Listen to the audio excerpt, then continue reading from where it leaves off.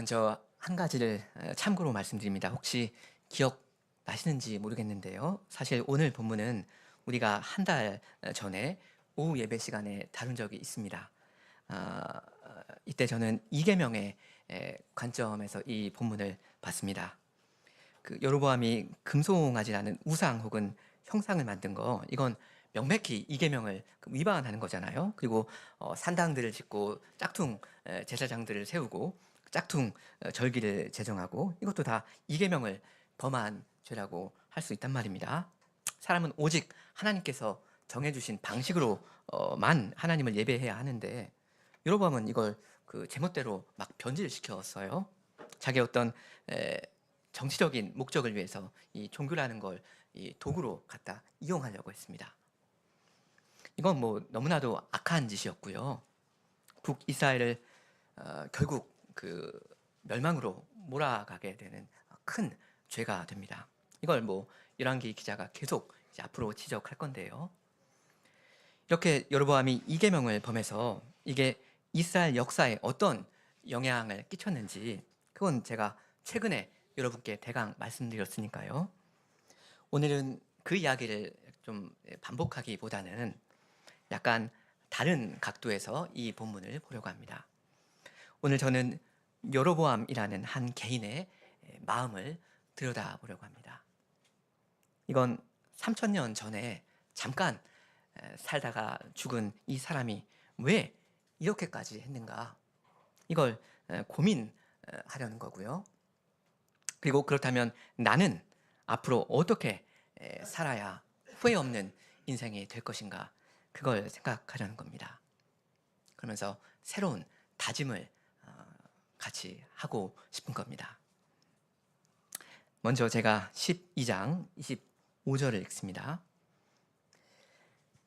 25절.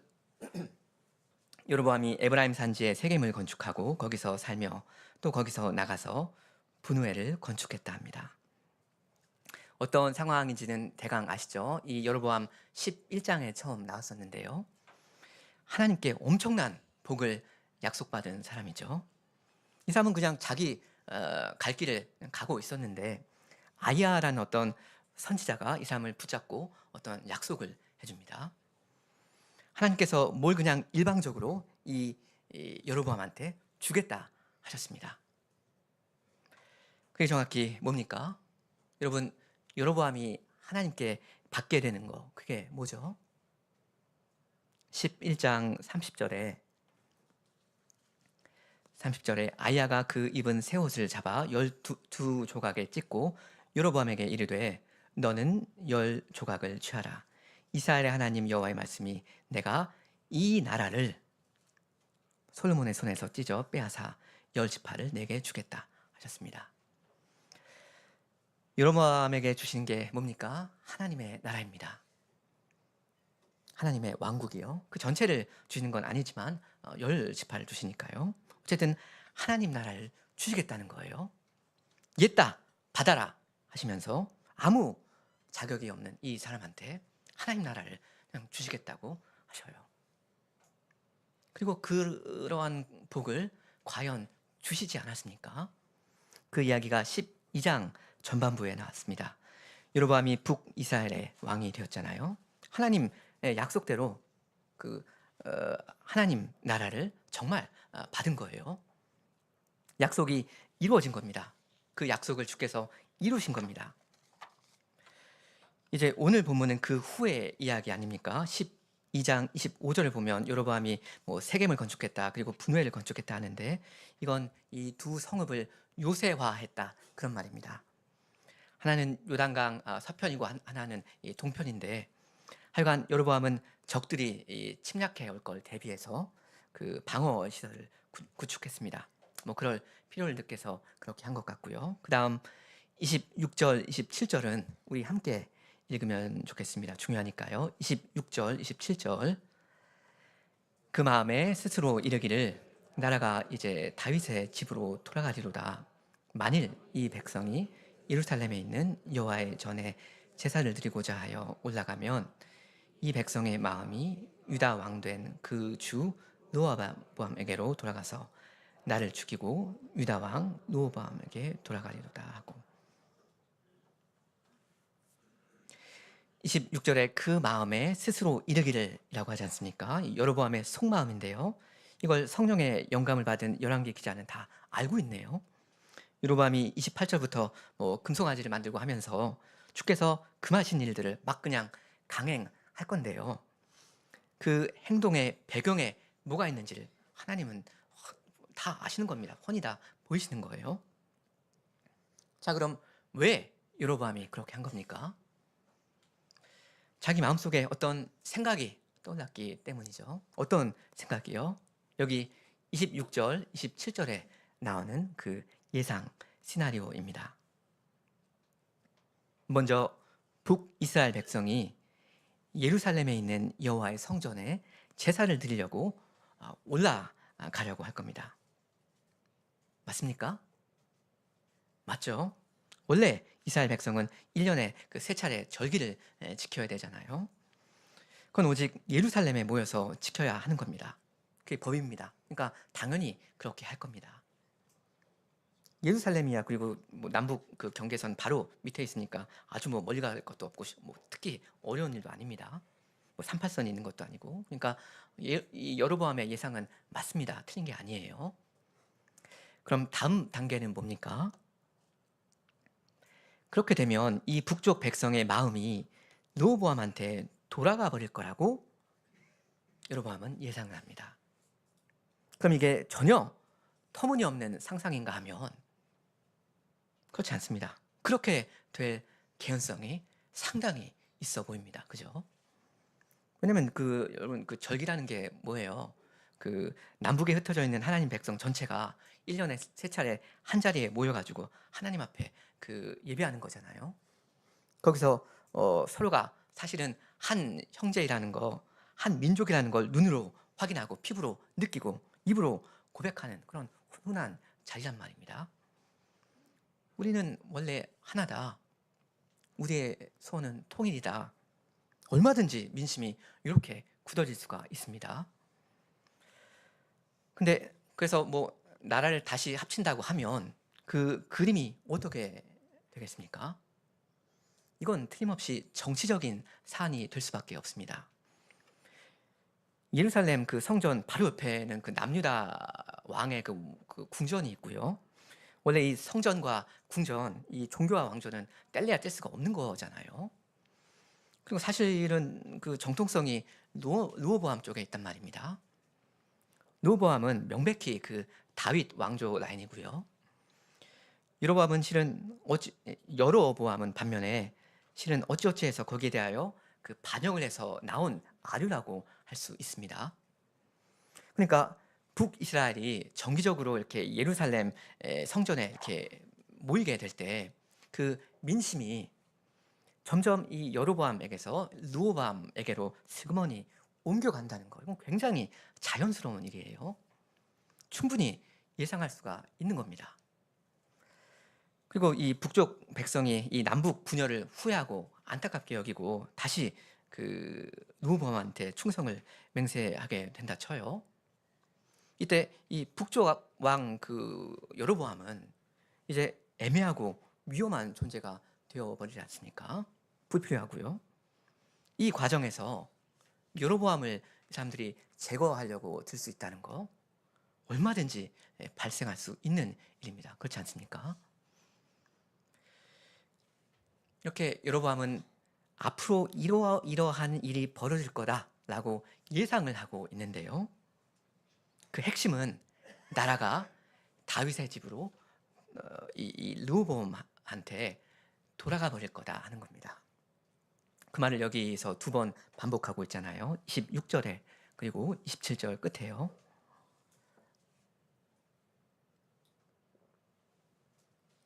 이게 여로보암의 예상 시나리오인데요.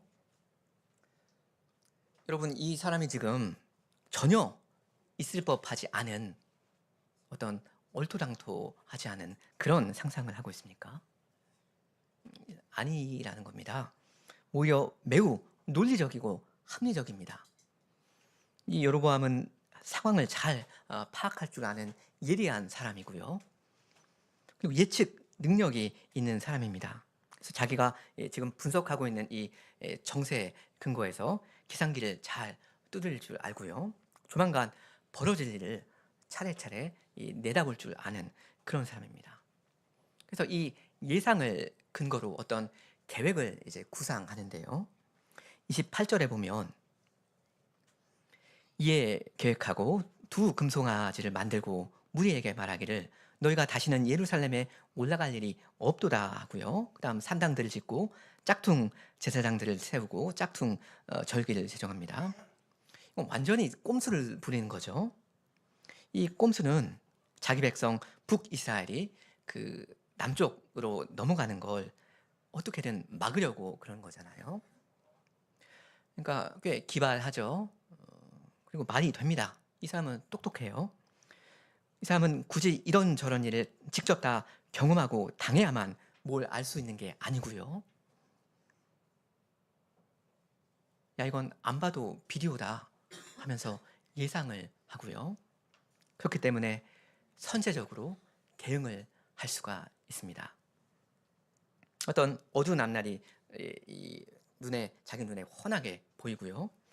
자기가 뭐 살인을 당하고 이 나라를 잃어버릴 거라는 상황이요. 그래서 그 불행한 경우를 어떻게든 막기 위해서 어떤 조치들을 나름대로 취하는 겁니다. 이런 여러밤을 우리가 공감 못하겠습니까? 아니죠. 얼마든지 우리 공감합니다. 먼 하늘을 보니까 아주 먹구름이 껴 있어요. 뭐 말하자면 그 태풍 전야예요. 그럼 그거에 대한 대비를 하는 건 너무나 당연한 거거든요. 여러분은 그렇게 한 것뿐입니다. 물론 작은 한 가지 사항이 있기는 합니다. 그게 뭐죠? 하나님의 약속이죠. 주께서 여로보암한테 명명백백하게 약속해 놓으신 게 있습니다. 일단 열왕기상 11장 31절을 보시면 11장 31절 보시면 아까 말씀드린 것처럼 하나님의 나라를 너 여로보암한테 거저 주겠다 하는 약속이 있고요. 그리고 이건 실제로 그 12장 전반부에서 실현되었고요. 그 다음 37절, 38절에도 또 하나 약속이 나오는데 우리 같이 한번 읽겠습니다. 11장 37절, 38절 내가 너를 취하리니 너는 무릇 내 마음에 원한 대로 다스려 이스라엘 위에 왕이 되되 내가 만일 내가 명한 모든 일에 순종하고 내 길로 행하며 내 눈에 합당한 일을 하며 내 종 다윗의 행함같이 내 율례와 명령을 지키면 내가 너와 함께 있어 내가 다윗을 위하여 세운 것 같이 너를 위하여 견고한 집을 세우고 이스라엘을 내게 주리라. 이건 방금 말씀드린 31절의 약속에 추가로 더해지는 약속입니다. 그러니까 31절에서는 나를 너한테 주겠다. 처음 이렇게 한 기본적인 약속이었고요. 지금 여기서는 네 왕조를 견고하게 해주겠다는 약속을 추가로 주십니다. 순종을 요구하시면서 내가 너와 함께 하겠다 하시고요. 그리고 내가 다윗한테 해준 것처럼 너한테도 해주겠다 하셔요. 38절 끝에 너를 위하여 견고한 집을 세워주겠다 하시는 거, 이건 여로보암의 그 왕조 이야기 하는 거거든요. 네 왕조를 내가 굳건하게 지켜주겠다. 너만 잠깐 왕노를 타다가 곧 흐지부지 되어버리는 거, 그런 일 절대 없다. 그러니까 걱정하지 말아라. 네 아들도 왕이 될 거고 그 아들도 또 왕이 될 거고 이렇게 쭉 이어질 거다. 안심하라. 네 집을 내가 견고하게 세워주겠다 라고 하나님은 분명히 약속하셨습니다. 자, 그럼 이 약속 여로보암이 믿었습니까? 아니면 못 믿었습니까? 못 믿었습니다. 안 믿었습니다. 하나님께서 말씀을 하시면 믿으면 되는데, 믿어야 하는데 희한하게도 이 사람은 그걸 믿지 못했어요. 주께서 주의 나라를 주시겠다고 약속을 하셨고 그 나라 그 약속 이미 지키셨죠. 그 나라 주셨습니다. 그리고 내가 너한테 준 그 나라를 내가 앞으로도 견고히 해주겠다. 이런 약속을 또 하셨는데 그걸 믿지 못했습니다. 엄청난 복을 주셨고 그걸 이제도 지켜주시겠다는 큰 약속을 주시는데 믿겨지지가 않았어요. 아멘, 감사합니다 하면서 하나님의 약속의 말씀 안에서 이 사람은 안식하지 못했습니다. 여러분, 제가 말씀드리고 싶은 건 이겁니다. 이러한 여로보암의 불신은 단순 오류다 하는 사실입니다. 사람의 불신이라는 이 희한한 현상을 우리가 뭐 여러 가지 측면에서 생각할 수가 있겠는데요. 하여간 그 중에 하나가 뭐냐면 불신은 단순 오류다 하는 거예요. 여러분, 하나님께서 약속하셨는데 그 약속이 이루어지지 않은 적이 단 한 번이라도 있습니까? 하나님의 말씀이 그냥 땅에 떨어져 버리고 흐지부지 될 수가 있습니까?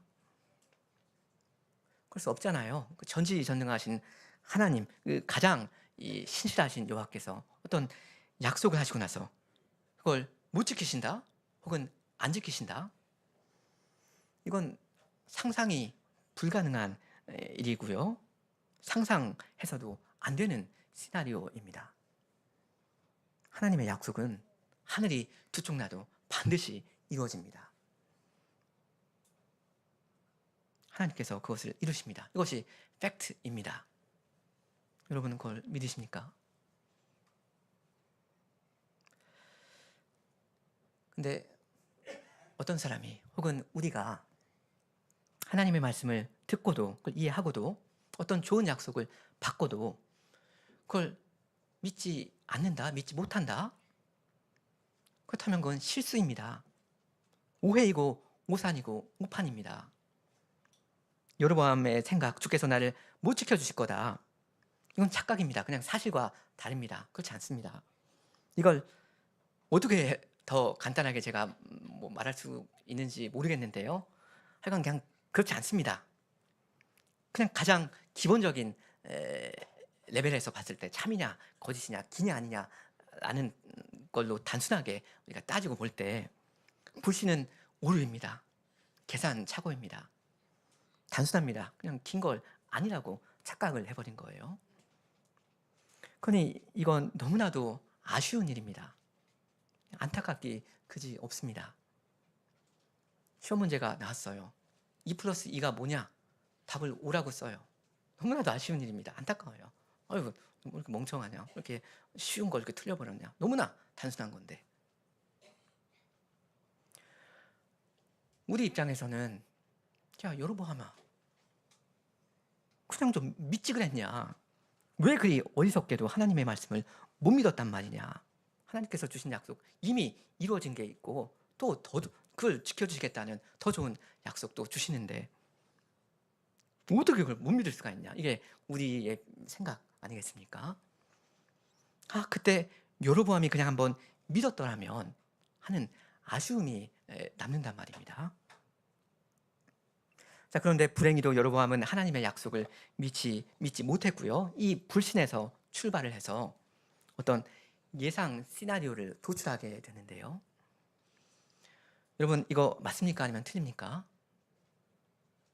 틀리죠. 아까 말씀드린 그 시나리오. 나름 굉장히 합리적이고 논리적인 것처럼 보이는데 사실은 너무나도 엉뚱한 발상입니다. 아니 그 전지전능하신 주님께서 이미 말씀하시기를 내가 너와 함께 해주겠다. 너를 위해서 견고한 집을 내가 세워주겠다. 약속하셨잖아요. 그럼 이 약속은 반드시 이루어지거든요. 근데 이 말씀을 여러 번은 받아들이지 못했고요. 자기 계산에 반영하지 못했습니다. 주님의 약속을 그냥 치워버린 상태에서 계산기를 나름 두드렸고요. 그래서 그 결과값은 오류를 포함할 수밖에 없게 되었습니다. 내 백성이 자꾸 이 남쪽 예루살렘으로 내려가 버릇하면 틀림없이 르호보암 쪽으로 붙어버릴 거다. 그리고 나를 죽일 거다. 그리고 내 왕조는 끊어질 거다. 내 아들도, 내 아들의 아들도 왕 못 되겠다. 여러분, 이게 무슨 말도 안 되는 소리입니까?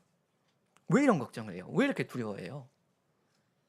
주께서 함께 해주시겠다는데, 네 집을 내가 견고하게 지켜주겠다는데, 이미 약속하셨는데 세상에 이렇게 쓸데없는 걱정을 할 이유가 사실 하나도 없단 말입니다.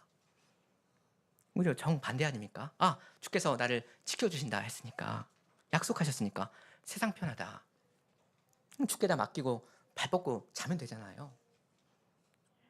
이 세상에 뭐 현실을 바라볼 때 복잡하게 얽혀있는 여러 가지 일들이 있다는 거, 물론 사실이지만, 그리고 그걸 내가 어느 만큼 파악하고 있지만, 어찌됐든 하나님이 내 편이시고 내 편이 되어주시겠다는 약속을 주셨으면 특별히 두려워할 건 없거든요.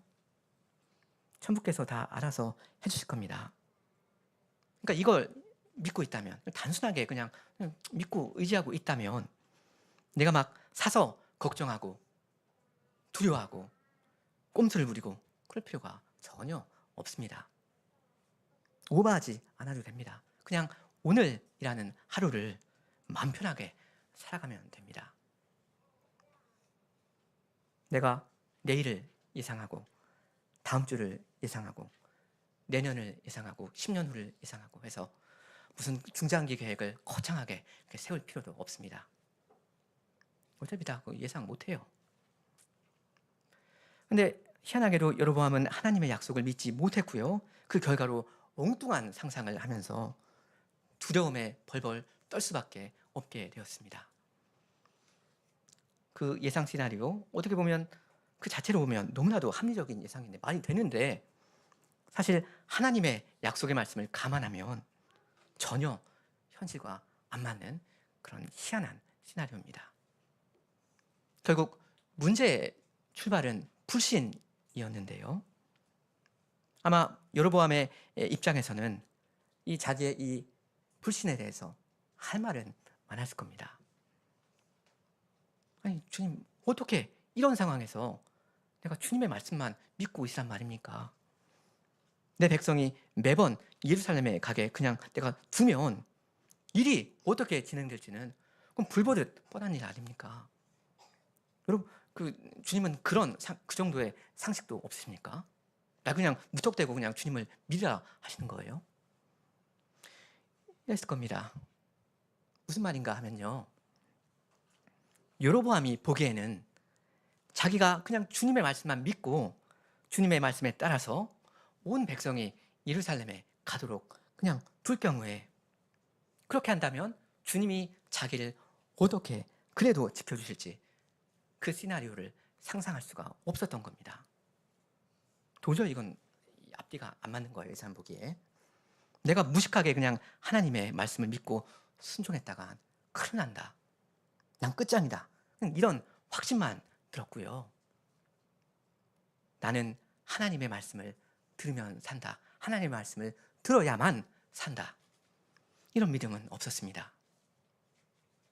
주께서 11장 38절에서 약속하신 게 그거였잖아요. 11장 38절, 네가 만일 내가 명한 모든 일에 순종하고 내 길로 행하며 내 눈에 합당한 일을 하며 내 종 다윗의 행함같이 내 율례와 명령을 지키면 내가 너와 함께 있어 내가 다윗을 위하여 세운 것 같이 너를 위하여 견고한 집을 세우고 이스라엘을 내게 주리라.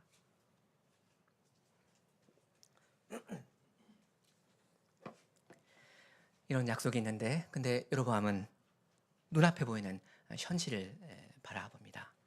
현실만 봅니다. 믿음이 없으니까요. 내가 주님께 순종해버리면 그럼 틀림없이 이러이러한 인과관계가 착착 작용할 거다. 그리고 난 망할 수밖에 없다. 난 끝장이다. 이런 시나리오만 선명하게 딱 보입니다. 그렇게 되지 않을 상황을 구상하지 못합니다. 사실 여러분, 이건 저도 잘 상상이 안 되는 부분입니다. 여로보암이 이 정말로 믿음을 발휘했다 쳐요. 그래서 모든 걸 주께 맡기고 자기 백성이 1년에 3차례 예루살렘에 가도록 둡니다.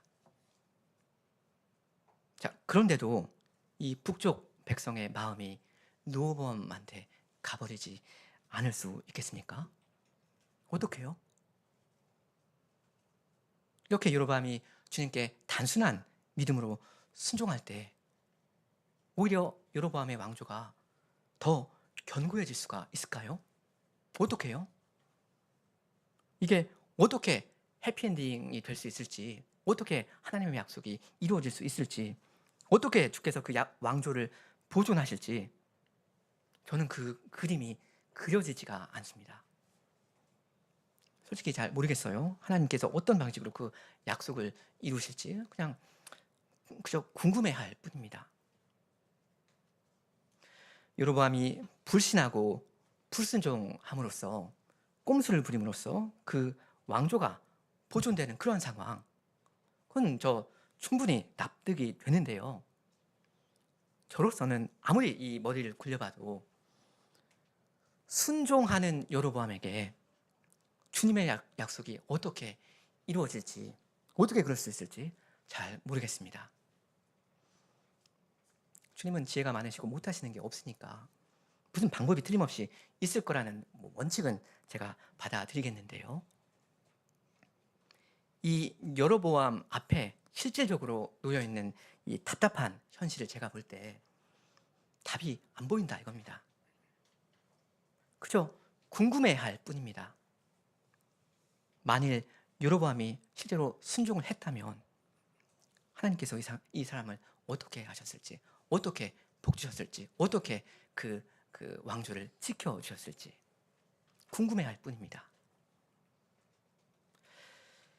근데 여러분, 다 알아야만 믿는 겁니까? 믿음이라는 게 원래 그런 거였나요? 내일, 일주일 후에, 1년 후에, 10년 후에 어떤 일이 벌어질지 그걸 내가 예상할 수 있으니까, 논리적으로 납득이 되니까, 그러니까 주님의 말씀을 믿는 겁니까? 오히려 내 앞날을 잘 모르는 상태에서, 사실은 모르니까 다 주께 맡기고 주님의 약속을 철석같이 믿고 그렇게 가는 거, 그렇게 한 걸음 가는 거, 그게 믿음 아닙니까? 그런 믿음을 가지고 순종하는 거, 그게 우리 신자들의 그 매일매일 아닙니까? 흔히들 우리가 얼마든지 생각할 수 있는 예를 하나 들어서 이야기하겠습니다. 제가 어떤 특정한 교인을 염두에 두고 이 이야기를 하는 건 전혀 아니고요. 참고로 그러니까 이건 말 그대로 하나의 예일 뿐이고요. 성도 여러분께서 각자 이제 직면해 계신 어떤 상황이 있을 거 아닙니까? 자기 생활의 현안, 이것만큼은 순종하기 어렵다 하는 그런 거 있을 거 아닙니까? 그걸 여러분 생각하시면서 같이 따라오시면 좋겠습니다. 교회에 출석하고 있는 크게 문제없이 잘 출석하고 있는 어떤 수험생이 하나 있어요. 근데 수능이 얼마 남지 않았습니다. 근데 내가 정말 가고 싶은 대학교가 있는데 등급이 살짝 모자라요. 이렇게 가다가는 합격 못합니다. 두렵습니다. 어떻게든 스퍼트를 내서 성적을 올려야 하는 그런 상황이에요. 다급합니다. 그럴 때 이 수험생한테 무슨 생각이 떠오르겠습니까? 자연스럽게 마음속에서 구상되는 계획이 있습니다. 시간이 모자랄 때. 12장 28절 앞에 나오는 그 말씀처럼요. 이에 계획하고. 그게 뭡니까? 시간이 모자랍니다. 어떻게 합니까? 아무리 엿새 동안 공부를 해도 모자라요. 어떻게 해야 돼요? 다 압니다. 주일 예배를 빠지면 됩니다. 딱 몇 달 동안만 사계명을 좀 어기겠다 하는 거예요. 또 그 시간에 이제 새로 만들어진 그 시간에 학원을 가든지 해서 밀린 공부를 합니다. 그럼 이제 승산이 좀 생깁니다. 이건 뭐 하나님의 말씀을 불순종하는 거죠. 꼼수를 부리는 겁니다. 이런 수험생을 우리가 만일 바라보고 있다면 너무나 쉽게 판단하고 비판하고 그럴 거예요. 야, 너 어떻게 그리도 믿음이 없냐? 어떻게 하나님 말씀 어길 수가 있냐? 이럴 거예요. 근데 이 수험생 입장에서 한번 생각해 보세요. 이 사람한테는 이게 결코 간단한 문제가 아닐 겁니다. 그렇지 않아요? 자기 인생이 걸려있는 굉장히 다급한 문제입니다. 현실이에요. 무슨 말인지 여러분 다 아시지 않습니까? 저야 뭐 이제 수능이라는 걸 하나의 예로 들어서 이야기하고 있지만, 여러분 성도 여러분 각자마다 자기의 코앞에 닥쳐 있는 그 문제 다 있을 거고, 그거는 다른 게 아니라 여러분의 현실 아닙니까? 아주 피말리는 상황이고요. 아무리 신자라도 믿음을 양보할 유혹을 받게 됩니다. 주님, 너무나 죄송한데 제가 이렇게 하지 않으면 정말 방법이 안 보입니다. 저 이렇게 안 하면 저 끝장입니다. 어쩔 수 없습니다. 이건 제 현실이에요. 한 번만 이해해 주십시오 하면서 타협을 하게 됩니다. 저도 뭐 그런 적이 수도 없이 많이 있고요.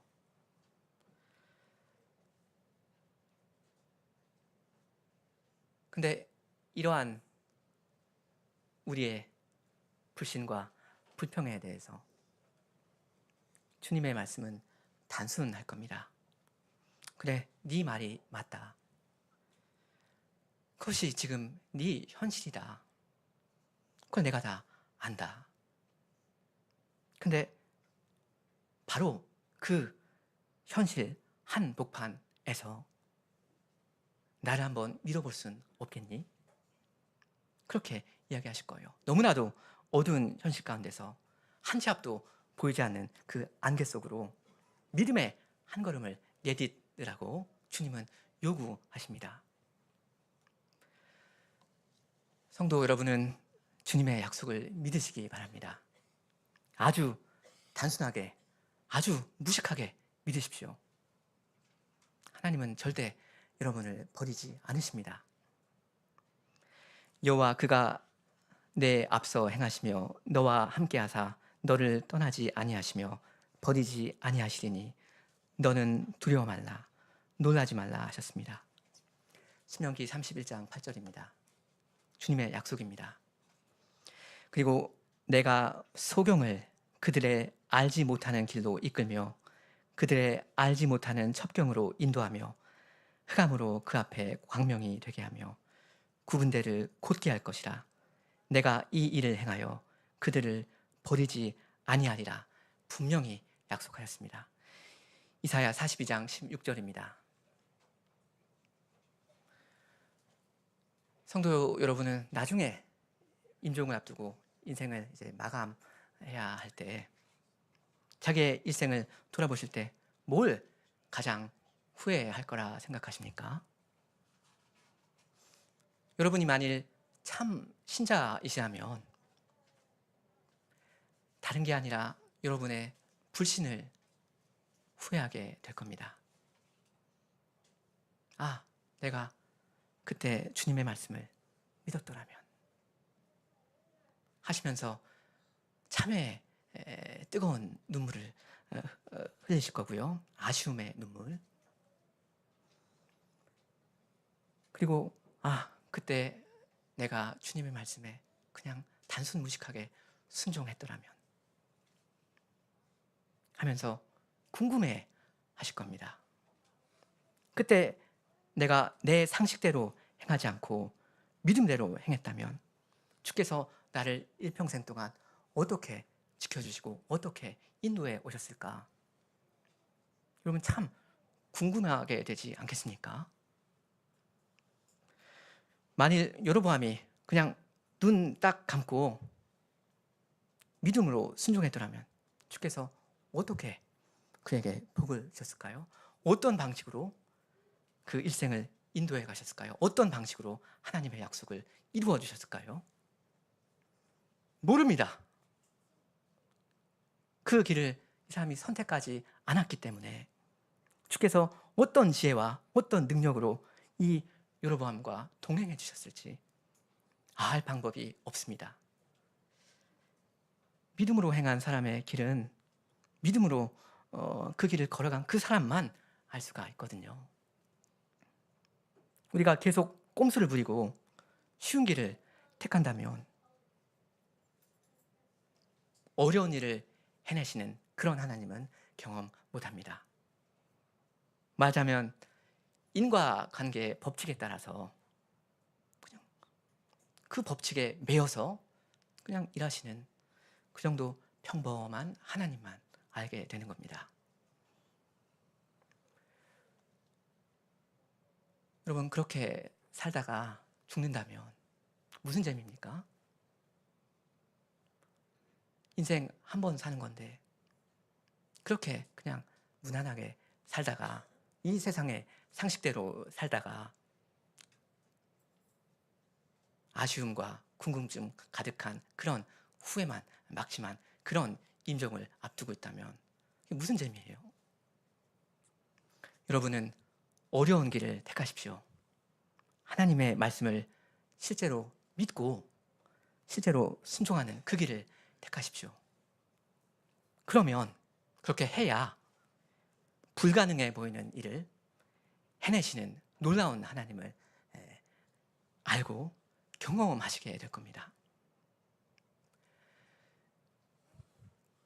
물론 우리는 다 믿음이 온전치가 못하죠. 그래서 마음이 참 불안하기도 합니다. 나보고 진짜 주님의 말씀 믿으라는 거야? 그냥 바보같이 순종하란 말이야? 그럼 난 어떻게 되라고? 이런 생각이 드실 거예요. 우리의 믿음이 부족하기에 우리가 하나님의 약속의 말씀에 선뜻 끌리지가 않습니다. 이게 잘 믿겨지지가 않아요. 믿음의 부족입니다. 근데 여러분의 믿음이 또 없는 건 또 아니지 않습니까? 그래서 겨자씨만한 그런 믿음이라도 주셨을 거 아닙니까? 그렇다면 여러분은 그 겨자씨만한 믿음에 대한 책임을 지고 계십니다. 그 믿음이라도 여러분 가지고서 혹시는 완전히 설득이 되지 않으시더라도 한 걸음이라도 앞으로 내디디시기 바랍니다. 눈 한번 딱 감으시고 에라 모르겠다. 주께서 말씀하셨으니까 한번 믿어보자. 어떻게 되는지 한번 보고 싶다. 그렇게라도 해보시면 좋겠습니다. 이것만은 내가 순종 못합니다. 이게 내 현실입니다 하는 바로 그 현실에서 주님을 순종하시라 이겁니다. 우리 하나님 한 번쯤은 믿어봐도 되는 그런 분 아니십니까? 주께 다 맡겨버리고 신앙의 모험을 해보십시오. 우리는 지금 하나님의 말씀을 믿는다는 게 모험이 되는 그런 세상을 살고 있잖아요. 하나님 말씀 믿으면 바보입니다. 모험입니다. 그 무모한 도전하는 거예요. 근데 세상 모든 사람이 보기에는 멍청한 모험이지만 야, 너 수능이 코앞인데 주일날 공부를 해야지. 왜 예배를 드리고 앉아있냐? 너 바보 아니야? 세상 모든 사람이 보기에는 이건 멍청한 모험이지만 내가 보기에는 모험이 아닌 거. 왜냐면 나는 믿는 구석이 있으니까. 난 하나님의 말씀을 정말로 믿으니까. 그런 마음으로 신자로 여러분 사시기 바랍니다. 안전하고 뻔하고 쉬운 길로 가지 마시고 위험해 보이는 길, 어려운 길을 한번 택해 보십시오. 주께서 여러분의 인생 가운데 정말 기상천외한 일을 하실 그 기회를 주님께 드리시면 좋겠습니다. 여러분 궁금하지도 않으십니까?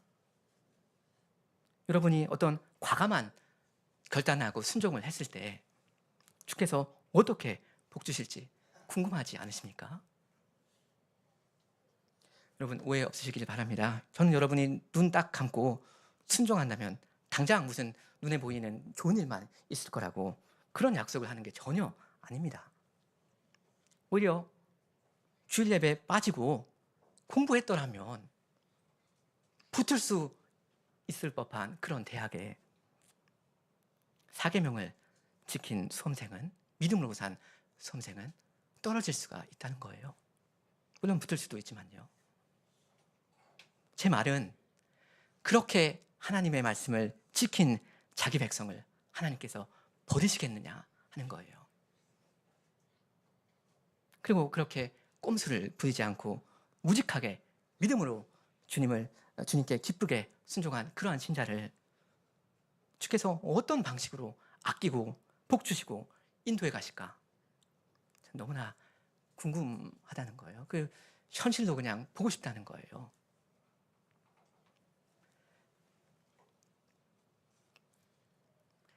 적은 무리여 무서워 말라.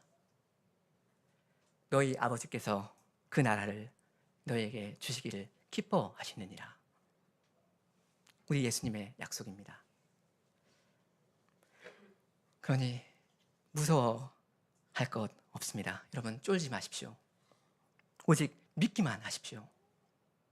그러면 여러분은 성령 안에서의 의와 평강과 희락을 맛보시게 될 겁니다. 이 세상 사람들이 다 아는 그런 의와 평강과 희락, 그런 거 말고요. 하나님 나라의 의와 평강과 희락, 그거 여러분 누리시면서 평생을 사시게 될 겁니다. 후회 없는 삶 살게 되실 겁니다. 하나님께서 자기를 신뢰하는 백성에게 약속해 두신, 예비해 두신 복을 저는 여러분이 다 누리시기를 간절히 바랍니다. 한 번 사는 인생입니다. 후회 없이 사시면 좋겠습니다. 아쉬움 남지 않고 궁금증이 남지 않는 그러한 인생을, 그러한 행복한 인생을 여러분이 다 사시면 좋겠습니다. 함께 기도하시겠습니다.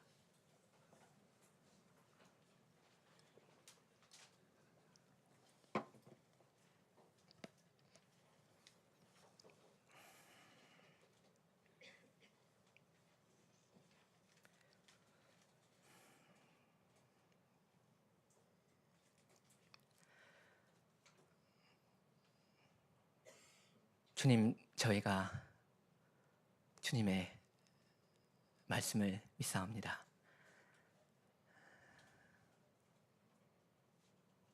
또한 저희의 믿음 없는 것을 불쌍히 여기시고 저희를 도와주시기를 간절히 비옵니다. 하나님께서 그 나라를 저희에게 주시기로 약속하셨사온데 그 나라의 의와 평강과 희락을 누리도록 하셨사온데 주님, 저희는 때때로 믿음이 부족하여서 부신대로 행하며 하나님의 말씀을 거역하는 그러한 사람들이옵니다. 주님, 저희에게 믿음을 더욱 주시고 저희로 하여금 신자로 살아갈 만한 그러한 담대한 마음을 주시기를 원합니다. 저희가 불신자로 살아가지 않고 신자로 살아가며 하나님을 기쁘시게 하며 주께서 저희에게 주시고자 하는 그 복을 다 누리면서 나아갈 수 있도록 하여 주시옵소서. 예수님의 이름으로 기도합니다.